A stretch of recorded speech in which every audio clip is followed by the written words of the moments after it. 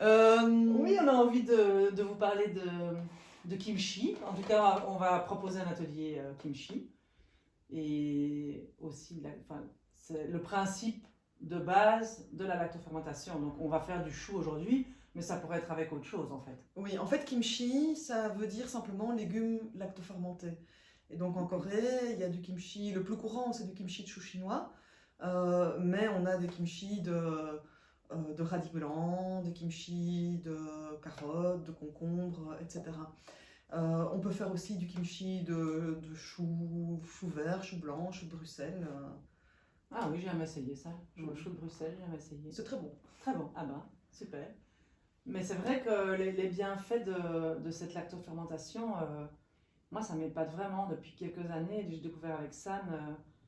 Je crois que la première fois que j'ai mangé ça, c'était à l'ère du temps. Et je trouvais ça particulier comme goût. Et puis, je me suis vraiment habituée. Et avec le beurre au lait cru, par exemple, en condiment, une petite sauce au-dessus des légumes ou quoi, c'était incroyable. Mhm. C'est vrai que le kimchi se consomme en condiment, hein. Donc il ne faut pas imaginer que le kimchi va être un élément important du plat principal. On a besoin juste d'un tout petit peu de kimchi en accompagnement pour avoir les bienfaits. C'est vrai que ça nous est déjà arrivé dans nos tables d'hôtes, par exemple, de proposer juste un petit bâtonnet de carottes lactofermentées en apéro, par exemple, juste Oui. mais pour la saveur et puis aussi pour le bienfait, pour accueillir le repas. Oui, on peut le manger comme on mangerait des cornichons, par exemple. c'est ça. Oui. Et en fait, l'idée de la lactofermentation, c'est qu'on va mettre le légume dans un environnement avec du sel. Le sel va tuer la majorité des bactéries. C'est ce qui va permettre la conservation de l'aliment, mais ne va pas tuer les bactéries lactiques. Et donc les bactéries lactiques vont rester là et vont pouvoir se développer et faire évoluer le légume, faire en sorte que on va avoir un développement des vitamines, on va avoir une forme de prédigestion du légume.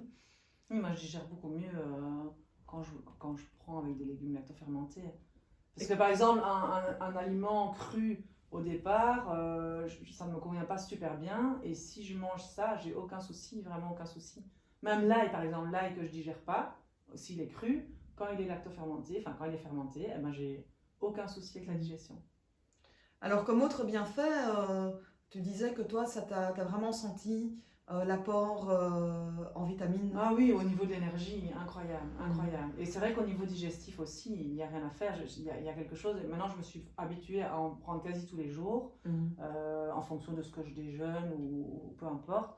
Mais j'en mets toujours un petit peu dans la soupe ou quoi, et c'est incroyable, incroyable.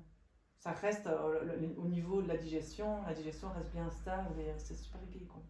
Et alors, on voit que le kimchi permet de mieux digérer et mieux assimiler les nutriments qu'on a dans les autres aliments du repas, quoi. Et donc, on a quelque chose, la lactofermentation non seulement sublime le légume qu'on a, on assimile mieux le légume, on a la quantité de vitamines du légume qui est complètement démultipliée, mais permet aussi de mieux digérer, de mieux assimiler les aliments qu'on va manger avec le kimchi. On va vite en faire alors. Oui. Voici les ingrédients pour notre kimchi. Donc Ben, tu as préparé les choux hier soir. Tout à fait. Je les ai en fait trempés dans de la saumure, donc dans de l'eau salée à 10%. Donc ça veut dire que pour 1 litre d'eau, j'ai utilisé 100 grammes de sel. J'ai pris du gros sel marin ici de l'Atlantique qui n'est pas du tout raffiné, aussi pour les nutriments. Et donc j'ai coupé en deux les choux chinois et pour qu'ils soient ramollis. Aujourd'hui là ils sont tout bien ramollis. On peut en tout cas mettre la farce entre les couches. Donc c'est ça l'idée. Et donc tu les as laissés pendant 12 heures. Voilà, toute la nuit et une partie de la matinée.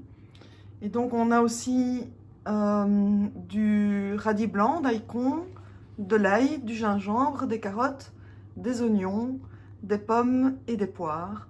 Et ensuite on a des bocaux pour mettre la préparation après. Alors les ingrédients... Et aussi les pignons de pain ici. Oui. Et alors on a des pignons de pain qu'on va griller, voilà. Alors les ingrédients, tout peut être modifié, tout peut être facultatif. Donc s'il y a des ingrédients que vous ne trouvez pas, comme par exemple les daikons, Vous pouvez faire le kimchi sans daikon. S'il y a des ingrédients que vous n'aimez pas, vous pouvez aussi les supprimer de la préparation. Donc j'égoutte ici les choux dans la saumure à 10% et je vais, pour pouvoir récupérer l'eau ici, que j'aurai besoin pour la suite d'une eau salée à 1 ou 2%. Donc on va couper la carotte en julienne, enfin tout le reste aussi en julienne. Donc je vais garder la pelure de la carotte, puisqu'elles sont bio et que du coup on peut tout à fait garder cette pellicule. Qui est quand même bien, non? La pellicule de la carotte. Ben, c'est souvent dans les peaux que se concentrent les éléments nutritifs, donc autant la garder. En plus, c'est sur la peau qu'il y aura le plus de micro-organismes qui vont être intéressants. Voilà. Il me semblait bien qu'il y avait quelque chose dans le genre. Donc là, je vais vraiment essayer de couper le plus possible.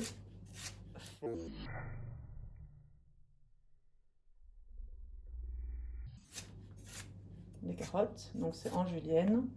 Alors si vous avez une technique, n'hésitez pas, faites comme vous le sentez. L'idée c'est de le faire le plus fin possible pour créer une espèce de farce après avec tous les aliments qui sont ici coupés en julienne.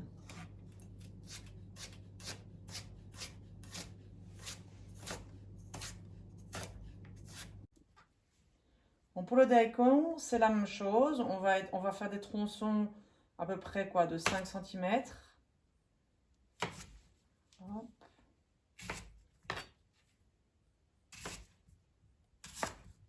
Et on va le couper en julienne aussi. Donc peut-être ça, on peut le faire. Pour essayer d'être le plus fin possible.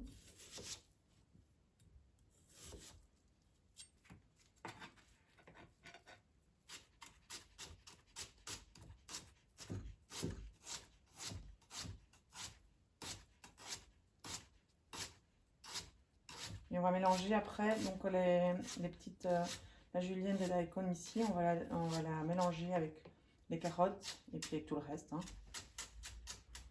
Donc je vais mélanger la farce, bien la mélanger avant de justement mettre dans les choux. Donc dans la farce, on a les carottes et les daikons coupés en julienne. On a l'oignon coupé en julienne. On a l'ail et le gingembre coupés en petits morceaux. Et on a les pignons de pain. On a aussi les pommes et les poires coupées en julienne. Donc pour farcir le chou, ce que je fais, je retire le petit ici, la petite partie,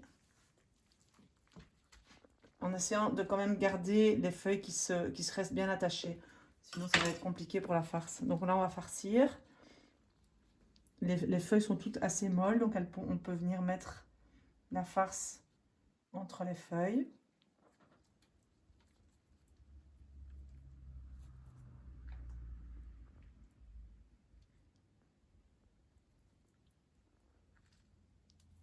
Il faut essayer de bien laisser le chou qui s'ouvre pas trop. Parce qu'après, il va falloir le refermer.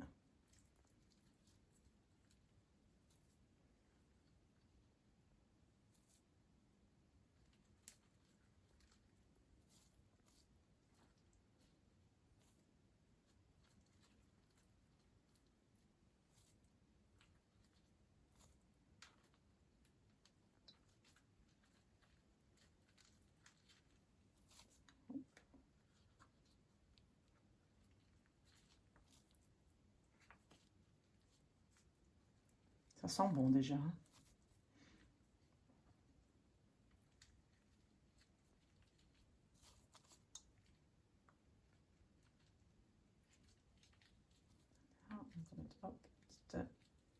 Et voilà. Donc j'essaie de bien le garder fermé. Et je vais venir mettre dans mon bocal ici en tournant.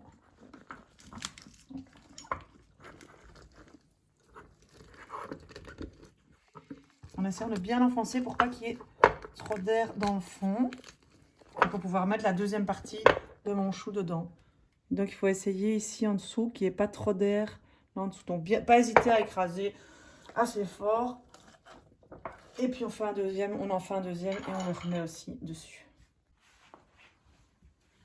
Donc là, on va la deuxième partie qu'on va mettre dedans. On va aussi essayer de bien l'accompagner pour qu'elle rentre bien dedans.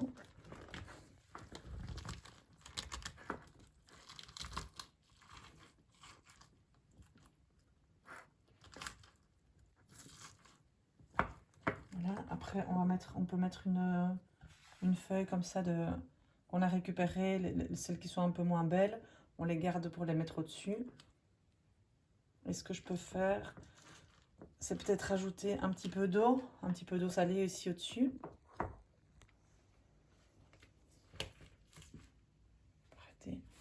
Et à mon avis, donc là on va le fermer et une fois qu'il sera fermé, on va attendre une demi-heure, 1 heure pour voir si l'eau, enfin si on doit rajouter de l'eau ou pas. Parce que normalement, évidemment, le chou va rejeter l'eau et le sel qu'il a engorgé. Et donc, normalement, ça va être OK comme ça. Il n'y aura pas besoin de rajouter de l'eau et de sel. Mais si on voit que... Hein, c'est ça. Hein, Si on voit qu'il n'y a pas assez d'eau, il va falloir en rajouter parce que le chou, les légumes doivent être complètement immergés. Voilà. Donc on va attendre un petit peu, voir On va si il rejette suffisamment d'eau. Sinon, on va rajouter de l'eau. Donc voilà notre pot de kimchi après une demi-heure. On voit que il a rendu de l'eau. Le liquide va jusqu'ici, plus ou moins. Mais il n'est pas complètement rempli d'eau. Donc on va devoir le remplir d'eau salée pour que le chou soit complètement immergé. Donc souvenez-vous, on a gardé la saumure dans laquelle on trempait toute la nuit les choux chinois. Et donc on va pouvoir récupérer cette eau-là. Mais avant de l'utiliser, il va d'abord falloir la diluer. Pour la diluer, on va faire une portion de saumure avec 4 portions d'eau. Donc ici, on a une portion de saumure. Je vais mettre 200 grammes.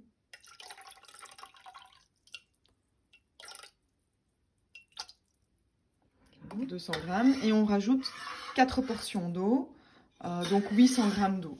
Et donc on arrivera à 1 litre. Ce qui fait que on passe d'une solution salée à 10%, c'était la saumure. Ici on la dilue pour arriver à une solution à 2%. Voilà, donc là on a 1 litre d'eau, presque 1 litre d'eau, donc 200 grammes de saumure plus 800 grammes d'eau. Et c'est cette saumure diluée qu'on va rajouter dans les pots pour que le chou soit complètement immergé. Donc on va réouvrir le pot et remettre de l'eau dedans.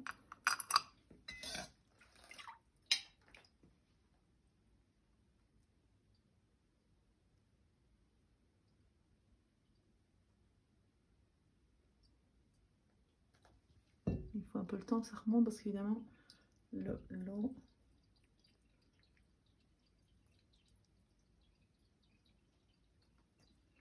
Est-ce que c'est bon? Ça m'a l'air. Voilà. Donc ici on voit que le chou est complètement immergé. On ne va pas montrer. Donc on referme le bocal et on va laisser fermenter 10 jours à température ambiante. Alors la fermentation va être plus ou moins rapide en fonction de la température de la pièce. Donc en hiver, dans une maison froide, on peut laisser un peu plus longtemps, on peut laisser 15 jours. Mais en général, 10 jours sont suffisants. Et ensuite, on va conserver le kimchi au frigo à une température assez basse, hein, de 3 degrés. Le kimchi conserve quelques semaines, quelques mois. On consomme le kimchi dans l'année. Alors, plus le kimchi est conservé longtemps, plus il va continuer à fermenter et ça va devenir du kimchi qui va avoir un goût plus fort, beaucoup plus acide, mais qui est toujours très très bon à consommer.